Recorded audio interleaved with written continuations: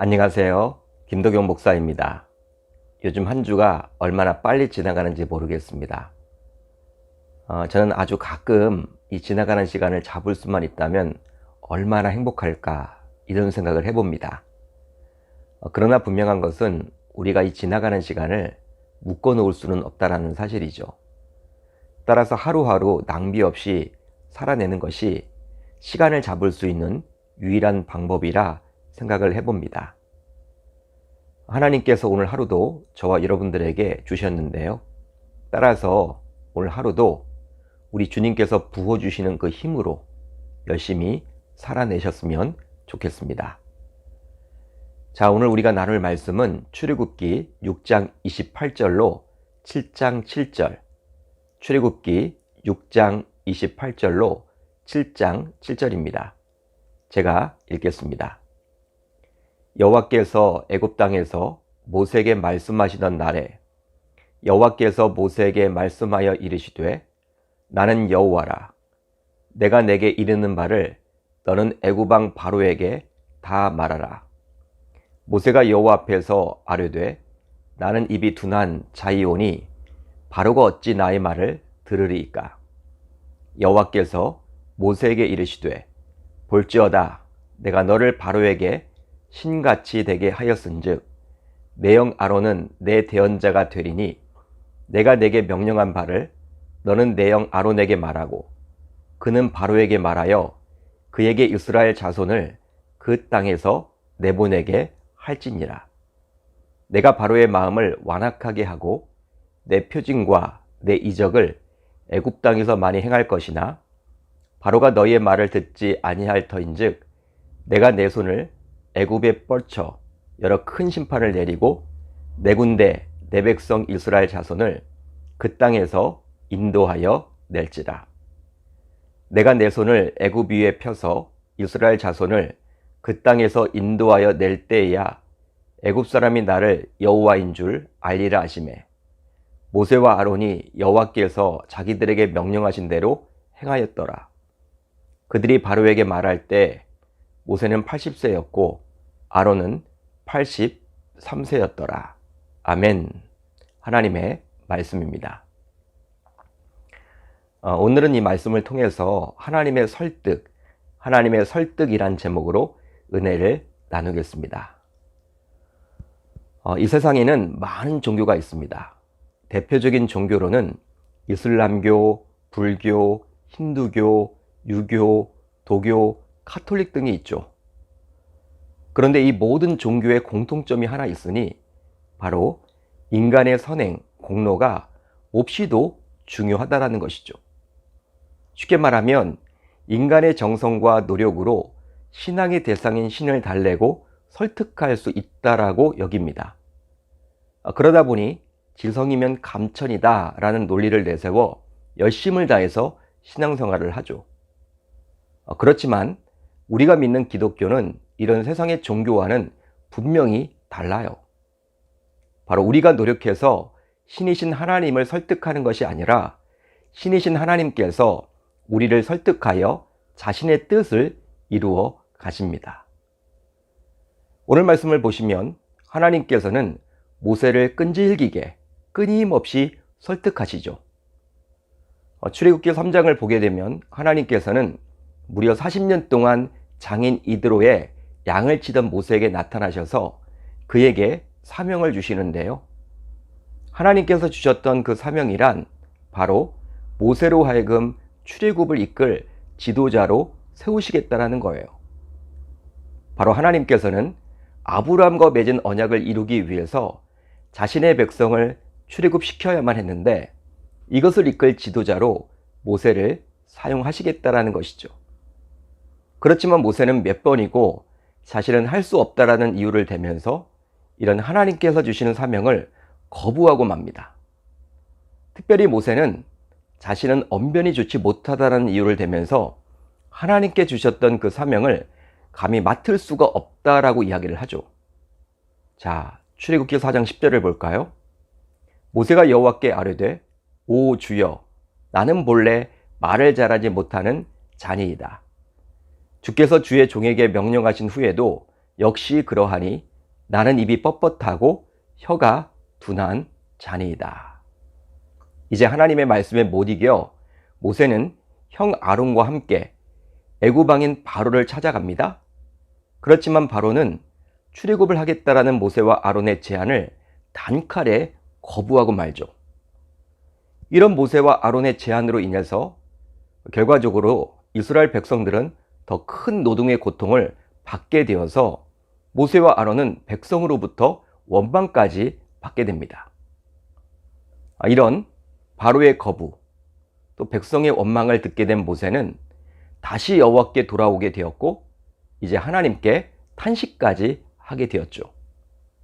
그러면서 모세는 또 다음과 같이 자신의 자질에 대해서 의심을 품고 하나님께 아뢰입니다.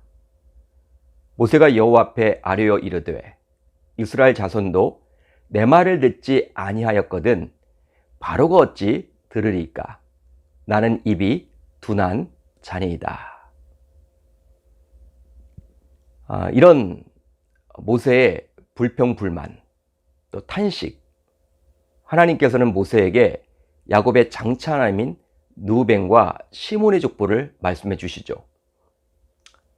모세의 그러한 한탄에 대해서 오늘 본문을 보게 되면 하나님께서는 야곱의 장차남인 르우벤과 시몬의 족보를 말씀해 주십니다. 그리고 마지막으로 야곱의 셋째 아들이었던 레위의 족보까지도 말씀해 주셨어요. 이렇게 하심으로 하나님께서는 모세에게 붙여주셨던 형 아론의 정톡성을 확보해 주시죠. 하나님께서는 야곱의 12아들 가운데 유독 첫째부터 셋째 아들인 레위까지의 족보만 모세에게 말씀해 주심으로 바로 셋째 레위에 초점을 맞추려는 의도를 분명하게 해주셨습니다. 즉 첫째와 둘째를 언급한 것은 셋째를 드러내기 위함이었죠. 결과적으로 이 족보의 최종 목적은 위대한 사명을 받은 모세와 형 아론의 혈통적 배경을 소개하는 데 있었던 것이죠. 실제로 오늘 본문 30절을 봐도 모세는 다시금 자신의 자질 없음에 대해서 하나님께 말씀해 주시는데요. 모세가 여호와 앞에서 아뢰되 나는 입이 둔한 자이오니 바로가 어찌 나의 말을 들으리까? 우선적으로 백성들을 출애굽하려면 당시 애굽의 최고 통치자였던 바로를 설득하는 게 첫 관문이었는데 이렇게 생각을 했기에 모세는 그것에 자신이 없었던 것이죠. 바로 누군가를 설득하는 데 있어서 언변은 몹시 더 중요한데요. 자신은 그것을 갖추지 못했기에 바로 앞에 당당하게 설 수 없다라고 모세는 여긴 겁니다. 이런 모세의 마음을 모를 리가 없는 하나님, 그 하나님께서는 모세에게 레위 족보를 이야기해 주므로 이제 자신이 붙여준 아론이 대언자로서 활동하게 될 것이라고 분명히 말씀해 주고 계시죠. 자, 오늘 본문 7장 1절로 2절 여호와께서 모세에게 이르시되 볼지어다 내가 너를 바로에게 신같이 되게 하였은즉 내 형 아론은 내 대언자가 되리니 내가 내게 명령한 바를 너는 내 형 아론에게 말하고 그는 바로에게 말하여 그에게 이스라엘 자손을 그 땅에서 내보내게 할지니라. 그렇습니다. 모세가 그렇게 자신 없어 했던 약점을 하나님께서는 보완해 주셨습니다. 바로 형 아론을 정통적인 대언자로 세워주심으로 그렇게 행해 주셨죠. 보통 우리들이 생각할 때 대언자라고 하면요, 예언자로 여기곤 하는데요. 여기서는 그런 의미보다는 하나님의 말씀을 전달받아서 전하는 말씀의 전달자, 그 역할로 보시면 됩니다. 즉 하나님께서 모세에게 말씀하시면 모세는 형 아론에게 그 말씀을 전합니다. 그렇게 되면 전달력과 입담과 언변을 타고난 형 아론이 그 말씀을 애굽 왕에게 전하게 되었던 것이죠. 이런 과정을 거쳐서 결국 이스라엘 백성들을 애굽에서 내보내겠다라는 하나님의 뜻이 성취되는 것이죠. 그러나 바로는 완악한 마음을 지속적으로 가졌기에 아무리 말로 설득하고 이적과 기사를 보인다고 해서 듣지 않을 것이기에 궁극적으로는 큰 심판을 하나님이 내리심으로 네 군데 내 백성 이스라엘 자손을 애굽에서 탈출시킬 것이라고 하나님은 약속해 주고 있어요. 그렇게 말씀해 주셨죠.